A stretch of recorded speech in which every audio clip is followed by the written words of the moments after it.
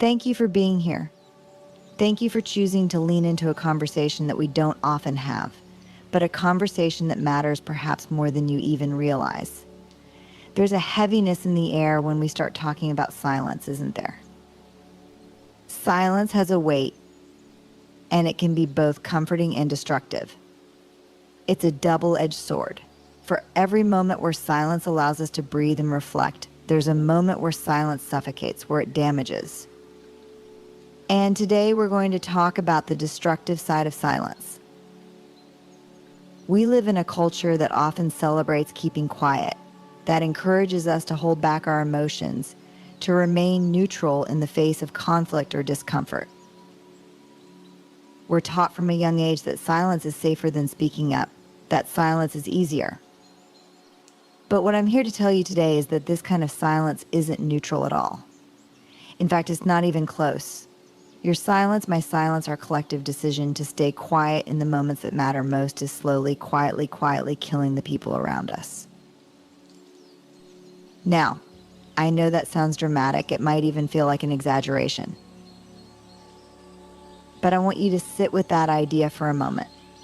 Think about the times in your life when someone's silence spoke louder than words. Think about the pain that silence caused, not just in the big, obvious moments, but in the everyday interactions, the relationships, the work environments, and the social spaces where silence can erode connection, trust, and belonging. Let's begin with relationships, because that's where silence does some of its most insidious work. Whether it's a romantic partnership, a friendship, or even a relationship between a parent and child, silence can act like a slow poison. We often think that by not saying anything, we're preserving the peace. We convince ourselves that staying quiet is the path of least resistance.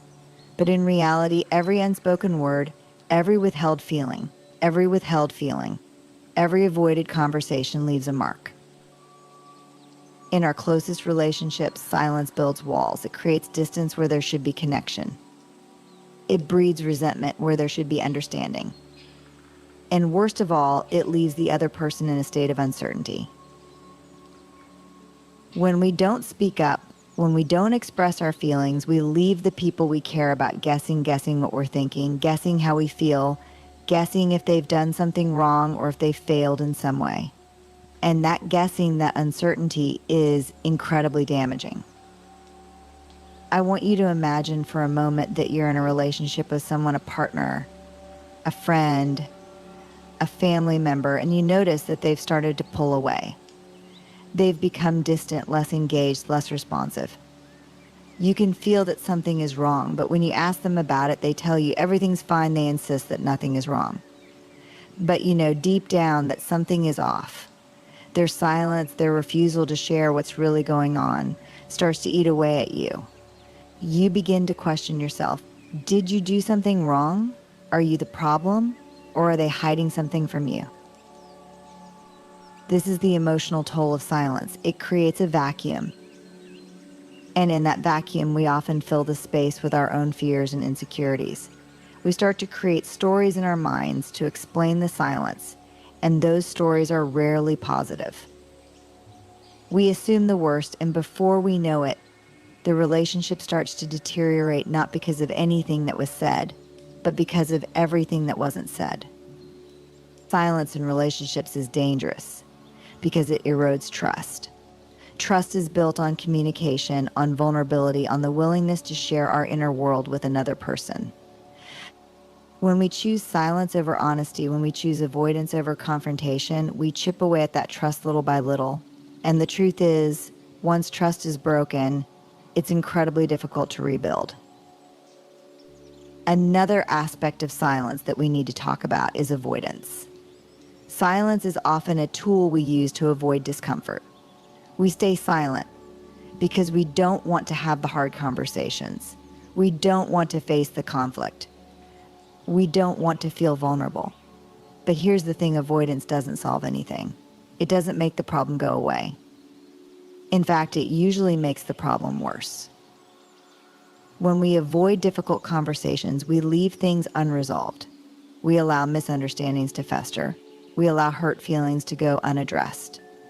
And over time, those unresolved issues become bigger and harder to deal with. Silence may feel like the easier option in the moment, but in the long run, it creates more pain, more confusion, and more distance. Avoidance also prevents growth. We grow when we're willing to engage with discomfort, when we're willing to have the tough conversations, when we're willing to be vulnerable and honest. Silence, on the other hand, keeps us stuck. It keeps us in a place of avoidance, a place where we're not fully engaging with the world around us or with the people we care about. One of the reasons silence is so pervasive is because speaking up is hard. It's scary. It requires courage. And let's be honest, most of us are afraid of being vulnerable. We're afraid of rejection, of judgment, of conflict. We're afraid of being misunderstood. And so we stay quiet. We tell ourselves that it's better to say nothing than to risk saying the wrong thing. But here's what we need to understand. Vulnerability is not a weakness. It's a strength. It's a strength. It's the willingness to show up, to be seen, to express ourselves honestly and openly, even when there's a risk of rejection or misunderstanding. Silence, on the other hand, is often a defense mechanism. It's a way of protecting ourselves from the discomfort of vulnerability. But in protecting ourselves, we often end up hurting others. When we stay silent, we deny others the opportunity to understand us. We deny them the opportunity to connect with us on a deeper level. We deny them the opportunity to grow and learn from our perspective. And in doing so, we create distance. We create barriers to connection. Now, let's talk about silence in a broader context. Silence isn't just damaging in personal relationships, it's also incredibly harmful in the face of injustice.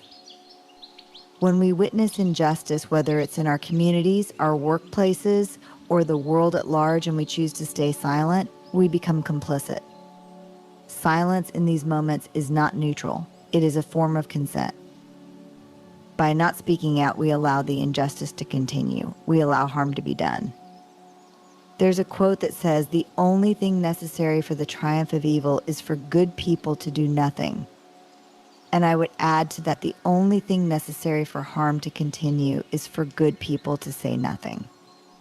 Our silence in the face of injustice is killing people. It's killing their spirits. It's killing their hope. It's killing their chances for a better future. When we stay silent in the face of racism, sexism, homophobia, or any other form of discrimination, we allow those systems of oppression to persist. We allow the status quo to remain unchallenged. And in doing so, we contribute to the harm being done. Speaking up against injustice is hard. It's uncomfortable. It often comes with consequences. But staying silent is not an option if we want to live in a world that is just fair and equitable. Our silence allows harm to continue unchecked. And that harm has real, tangible consequences for the people who are on the receiving end of injustice. So what's the alternative? If silence is killing the people around us, then what can we do instead? The answer is simple, but not easy. We speak up. We use our voices. We choose courage over comfort. We choose vulnerability over avoidance. We choose honesty over silence. Speaking up doesn't mean we have to have all the answers. It doesn't mean we have to be perfect or eloquent. It simply means we're willing to engage. We're willing to show up. We're willing to have the hard conversations, to ask the difficult questions, to express our feelings, and to stand up for what's right. Speaking up is how we build connection. It's how we build trust. It's how we create change. And yes, it's scary. It's vulnerable. It's uncomfortable. But it's also necessary, because silence, as we've seen, is not neutral. Silence does harm. Silence kills. The first step to breaking the silence is acknowledging the fear that keeps us quiet. We have to be honest with ourselves about why we're not speaking up. Is it fear of conflict? Fear of rejection? Fear of vulnerability? Once we can name the fear, we can begin to address it. Breaking the silence also requires us to let go of the idea that we have to have everything figured out before we speak up. You don't need to have a perfectly crafted argument or a flawless delivery. What you need is the willingness to be honest, to be vulnerable, to show up and engage, even when it's uncomfortable. Breaking the silence requires us to prioritize connection over comfort. It requires us to recognize that staying quiet might feel easier in the moment, but in the long run, it creates distance, it breeds misunderstanding, and it causes harm. It's not just in our personal relationships that silence does its damage. Silence is woven into the very fabric of our culture. In many ways, we've been conditioned to believe that silence is a virtue, that staying quiet is a form of strength or maturity. We hear phrases like, if you don't have anything nice to say, don't say anything at all, and we internalize the message that it's better to stay quiet than to risk being offensive or disruptive. But what happens when staying quiet becomes our default? What happens when silence becomes the norm in situations where our voices are desperately needed? We lose our ability to engage meaningfully. We lose our ability to confront issues head-on. And perhaps most importantly, we lose the ability to hold one another accountable. Think about the workplace, for example. How many times have you witnessed something unethical or harmful, a colleague being mistreated, a boss taking credit for someone else's work, a decision being made that will negatively impact the team, and yet said nothing? How many times have you stayed silent because it felt safer, because you didn't want to make waves, because you were afraid of the consequences of speaking up? This kind of silence is pervasive in organizational cultures. It's the silence that allows toxic behaviors to thrive. It's the silence that allows unethical practices to continue unchecked. And it's the silence that isolates people, that makes them feel like they have to handle difficult situations on their own because no one is willing to speak up on their behalf. Silence in leadership is particularly damaging. Leaders set the tone for the entire organization. And when leaders choose silence, when they avoid addressing problems, when they fail to communicate openly and transparently, they create an environment of fear and mistrust. Think about the best leaders you've ever had. What made them stand out? Chances are they were the ones who didn't shy away from difficult conversations. They were the ones who were willing to admit when they made mistakes, who were transparent about challenges, and who encouraged open dialogue within the team. They were the ones who spoke up, even when it was hard. Now, think about the worst leaders you've had. What did their silence communicate? Maybe they avoided conflict at all costs, leaving problems to fester until they became crises. Maybe they failed to give feedback, leaving you unsure of where you stood or what was expected of you. Maybe they withheld important information, leaving you in the dark and undermining your ability to do your job effectively. Leadership silence is not neutral. It erodes trust, stifles innovation, and creates a culture of disengagement. When leaders choose silence, they signal to their teams that difficult issues are to be avoided rather than addressed. They signal that it's safer to keep quiet than to speak up, even when speaking up could lead to positive change. Beyond the practical consequences of silence in relationships, work, and leadership, we have to talk about the emotional toll that silence takes on individuals. Silence isn't just an absence of sound or words, it's an absence of connection, validation, and understanding. When we are met with silence, especially in moments of vulnerability, it can feel deeply invalidating. Imagine for a moment that you've worked up the courage to share something difficult with a friend or partner. Maybe it's something painful from your past, or maybe it's a concern you have about the relationship itself. You open up, you lay your heart bare, and in return, you're met with silence. No acknowledgement, no response, no sense that your words have been heard or understood. That silence can feel like a rejection of your experience, a dismissal of your emotions. It can feel like abandonment. We need to understand that silence in response to vulnerability is not neutral. It's not just an absence of words, it's an absence of care, an absence of empathy, an absence of connection. And over time, repeated experiences of this kind of silence can lead to profound emotional isolation. This is especially true in relationships where power dynamics are at play.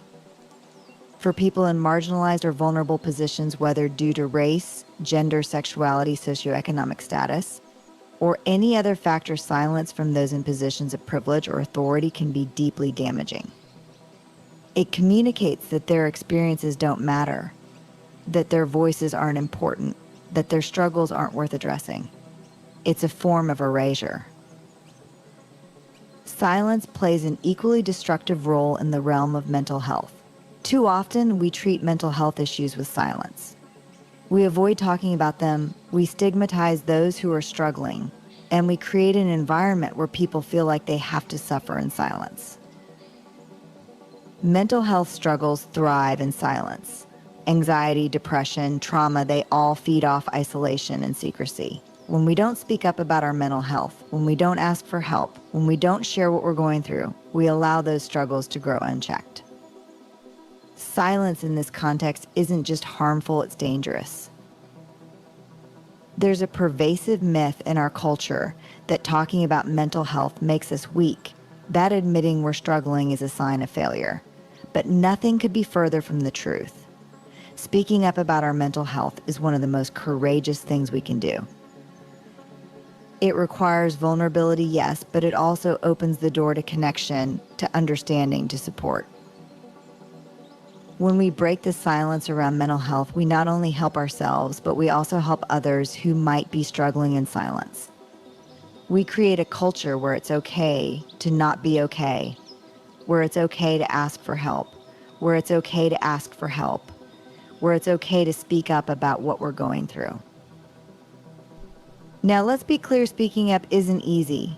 It requires us to be brave, to be vulnerable, to be willing to risk discomfort, conflict, and even rejection. But speaking up is also a responsibility. It's a responsibility we owe to ourselves, to the people we care about, and to the broader world. When we stay silent, we allow harm to continue.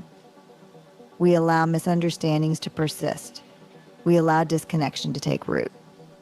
But when we speak up, we have the opportunity to create change.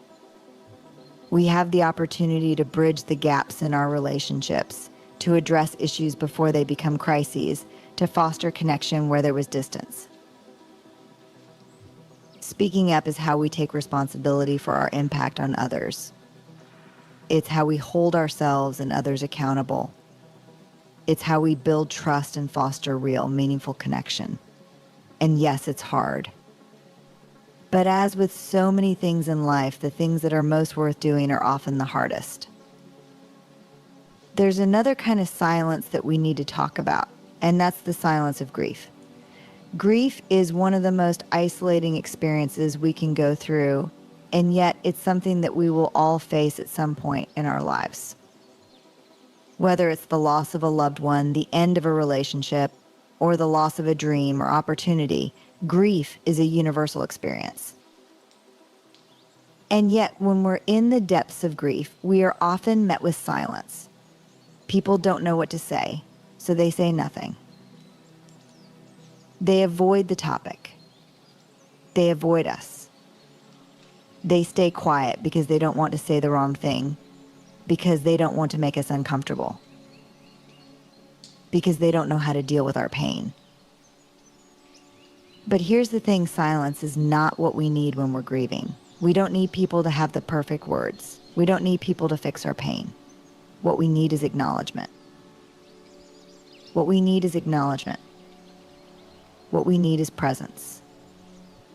What we need is for people to show up, to sit with us in our pain, to hold space for our grief. When we're grieving, silence can feel like abandonment. It can feel like the world is moving on without us, like our pain doesn't matter, like we're alone in our suffering. And that loneliness, that isolation can compound our grief, making it even harder to bear. We need to learn how to speak into the silence of grief. We need to learn how to show up for one another, even when we don't know what to say. Sometimes the most powerful thing we can do is simply acknowledge the pain, to say, I'm here. I see you. I don't have the right words, but I'm not going to leave you alone in this. When we choose to break the silence, whether in our personal relationships, in the workplace, in the face of injustice, or in moments of vulnerability, we create the possibility for connection, for healing, for change. Breaking the silence doesn't always mean that everything will be resolved immediately, or that things will suddenly become easy. But it does open the door to understanding. It opens the door to empathy. It opens the door to real, meaningful dialogue. When we break the silence, we allow ourselves and others to be seen and heard. We validate the experiences of those around us. We create space for growth, for accountability, for repair. And perhaps most importantly, we give ourselves and others the permission to be vulnerable, to be imperfect, to be human. Silence also plays a powerful role in our public discourse. In a world that is increasingly divided, where shouting matches often replace conversations, many of us retreat into silence. We see the polarization, the anger, the vitriol, and we think it's safer not to say anything at all. We convince ourselves that our voice won't make a difference, that we can't possibly change the tide of public opinion, so we stay quiet. But silence in public discourse is dangerous because it creates a void. And here's the thing about voids, they don't stay empty for long. When we as individuals choose to stay silent, we leave the stage for others, often those with the loudest, most extreme or harmful voices, to fill the gap. And once they dominate the conversation, their perspectives start to shape the narrative, sometimes with damaging consequences. It's easy to feel like our voices don't matter, especially in the vastness of the internet, where there are millions of voices competing for attention. But we have to remember that silence in the face of misinformation, discrimination, or hatred is not neutrality. When we don't push back against harmful narratives, we allow them to flourish. Silence is permission. Silence gives the green light for those dangerous ideas to gain traction. Now, I'm not suggesting that we all need to be activists or political commentators. Not everyone is going to be on the front lines of social change. But I am saying that we need to stop being passive participants in public conversations. We need to stop pretending that our silence is somehow a neutral stance. Whether it's online, in our communities, or in our workplaces, we need to learn how to engage constructively, how to speak up when something is wrong, and how to challenge harmful ideas when they arise. We also can't talk about silence without addressing the role of privilege. There are people who can afford to stay silent because the issues at hand don't affect them personally. This is the silence of privilege. It's the silence of those who are comfortable, who are safe, who aren't directly impacted by injustice or harm. And while it may feel easier or safer to stay quiet, that silence is complicity. When people in positions of privilege stay silent, they perpetuate systems of inequality. Their silence allows harmful power dynamics to continue unchallenged. It allows oppression to remain invisible to those who aren't directly affected by it. And that's a problem because silence from those in power reinforces the status quo. We need to recognize that silence is a luxury not everyone can afford. For many people who are marginalized because of their race, gender, sexuality, or other identities, staying silent is not an option. Their very existence is political. Their rights, their safety, their dignity are constantly being challenged, and they can't afford to sit on the sidelines. So, if you are in a position of privilege, I encourage you to examine your own silence. Ask yourself, are you staying quiet because it's easier for you? Are you avoiding uncomfortable conversations because they don't directly affect you? And if the answer is yes, consider the impact of that silence on those who don't have the luxury of staying quiet. Speaking up from a place of privilege doesn't mean taking over the conversation or centering yourself. It means using your voice to amplify the voices of those who are often silenced. It means standing in solidarity with those who are fighting for their rights, even when it's uncomfortable or inconvenient for you. Because silence from those with power is just as harmful, if not more so, than the silence of those without. There's another kind of silence that we need to address, and that's the silence of denial. This is the silence we use to avoid facing difficult truths. It's the silence that comes from refusing to acknowledge uncomfortable realities, whether in our personal lives or in the world around us. We see this kind of silence in families where secrets are kept for years, where difficult truths are swept under the rug because no one wants to deal with them. We see it in workplaces where systemic problems are ignored because addressing them would be too complicated or uncomfortable. And we see it in society at large, where issues like climate change, systemic racism, and economic inequality are often met with denial and avoidance rather than honest conversation and action. The silence of denial is dangerous because it allows problems to grow in the shadows. When we refuse to acknowledge a problem, we can't begin to address it. And the longer we stay in denial, the harder it becomes to confront the truth. In our personal lives, this kind of silence can be deeply destructive.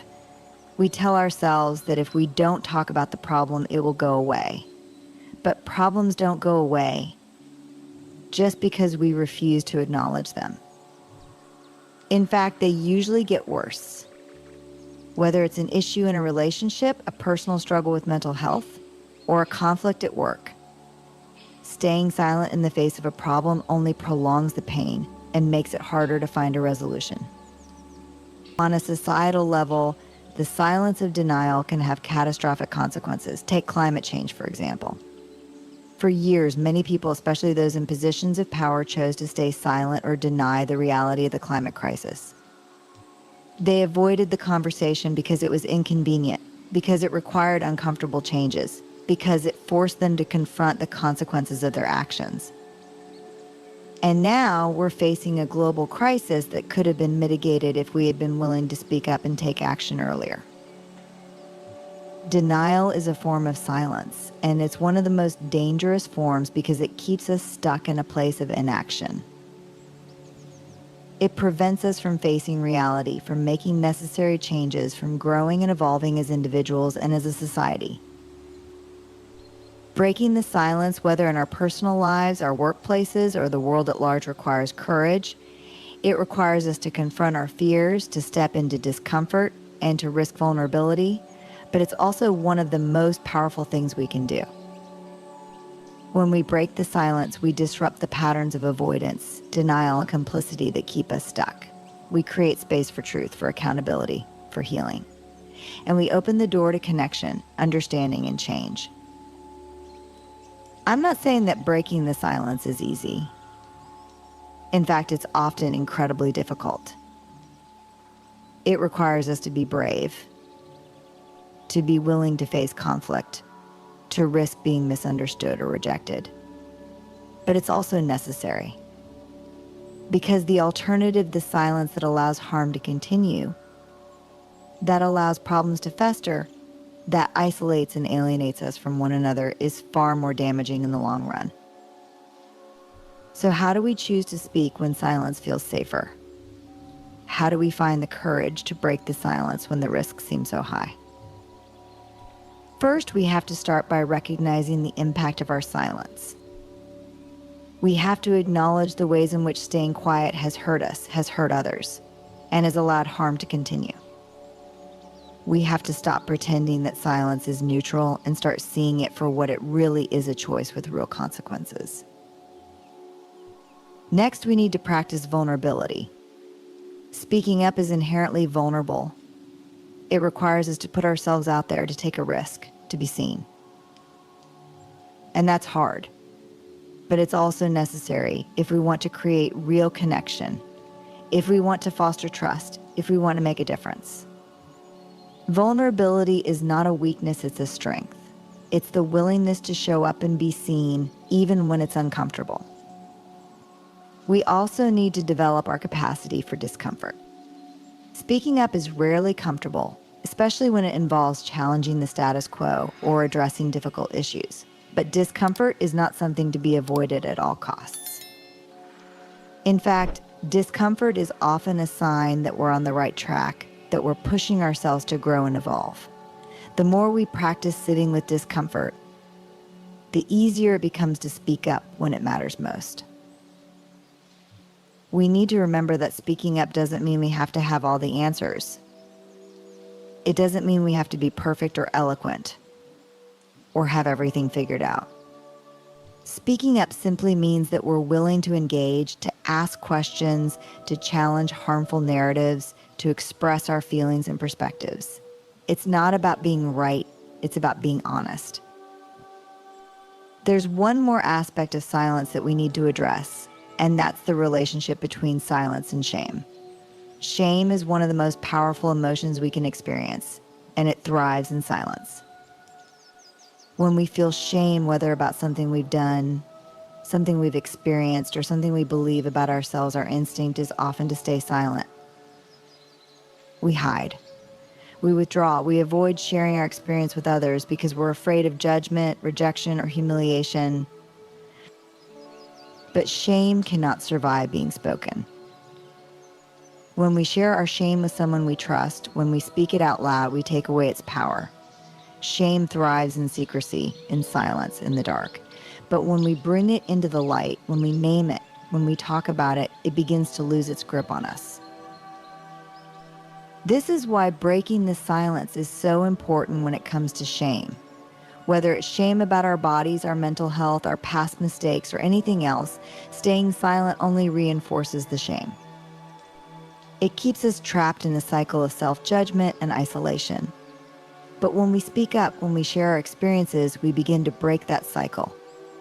We begin to realize that we are not alone, that our shame does not define us, and that we are worthy of connection and belonging. Silence plays a profound role in the realm of social justice. In the face of injustice, silence often serves as an accomplice. When we witness inequality, discrimination, or oppression and say nothing, we are, in effect, allowing these injustices to continue.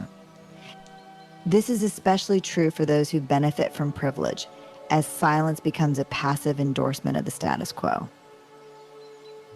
Think about the civil rights movements throughout history, whether it's the fight against racial segregation, the struggle for LGBTQ rights, or the ongoing battle for gender equality. These movements didn't thrive in silence.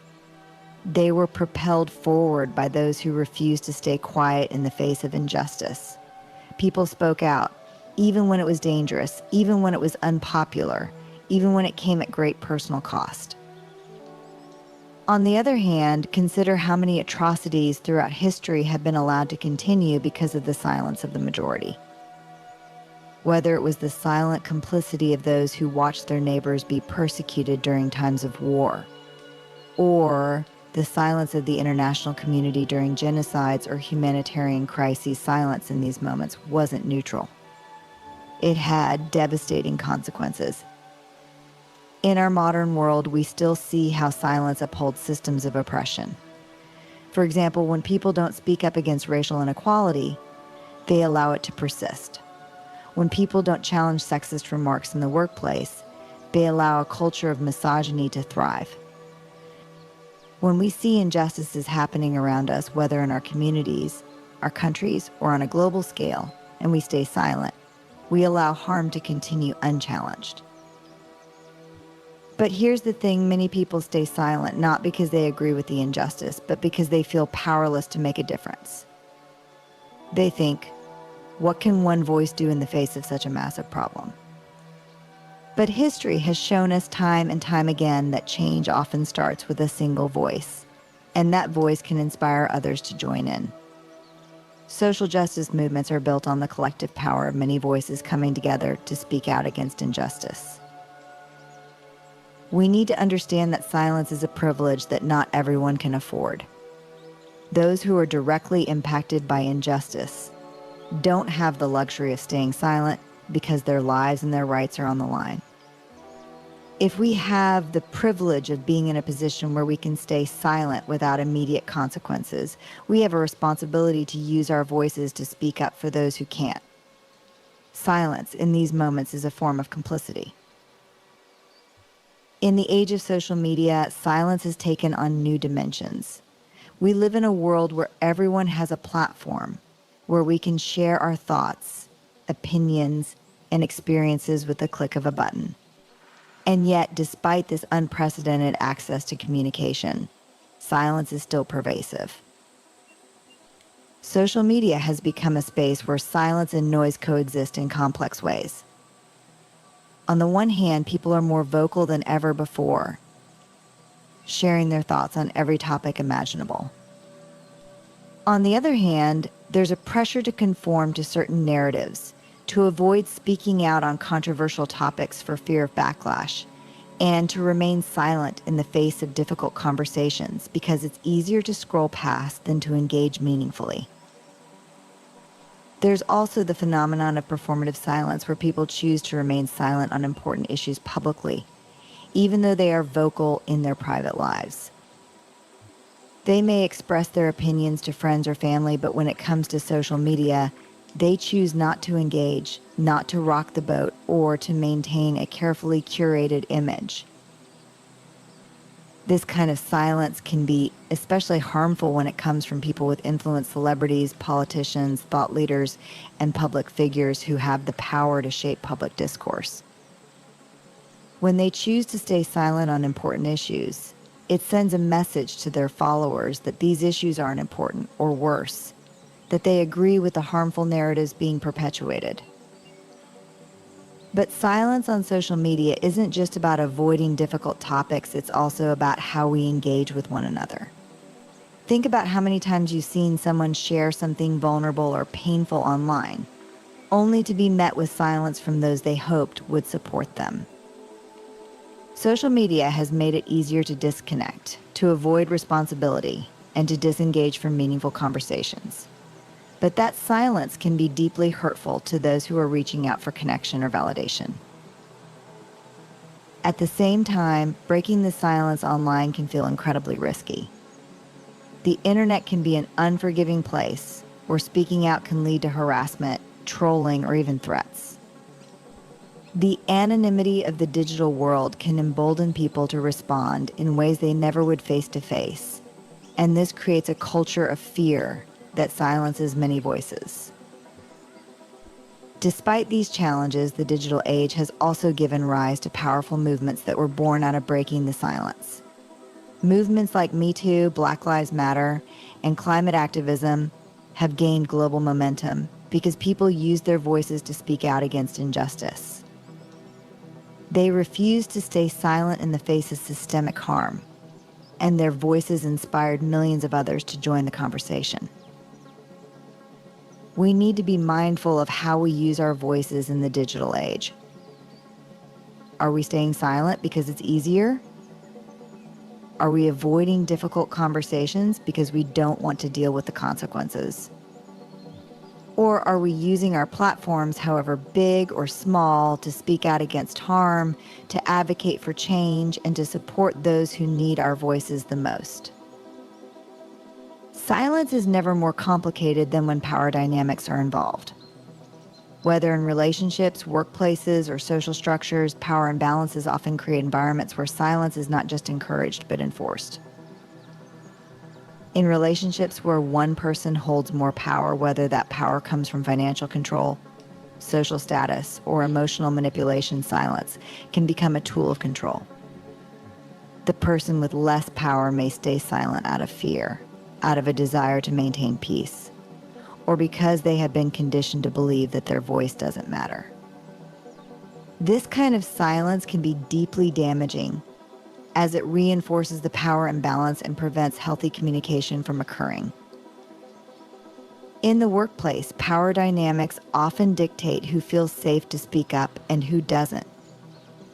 Employees in lower-level positions may stay silent in meetings, even when they have valuable contributions to make, because they fear retaliation or negative consequences. They may stay silent when they witness unethical behavior because they worry that speaking up could cost them their job or damage their reputation. This kind of silence not only harms the individual, but it also harms the organization as a whole, as it stifles innovation, prevents accountability, and allows toxic behaviors to thrive. We see this kind of enforced silence in social structures as well. Systems of oppression, whether based on race, gender, sexuality, class, or other factors, are often maintained through silence. Marginalized groups are silenced through social norms, legal structures, and cultural narratives that tell them their voices don't matter, that their experiences are not valid, that they should stay quiet and accept their place in society. Breaking the silence in these situations requires not only courage from those who are oppressed, but also allyship from those in positions of power. It's not enough for those with privilege to stay silent and let marginalized groups do all the work. Those in positions of power have a responsibility to use their voices to challenge the systems that enforce silence. This means speaking up in meetings, calling out unethical behavior, advocating for marginalized groups, and using their influence to create spaces where all voices are heard and valued.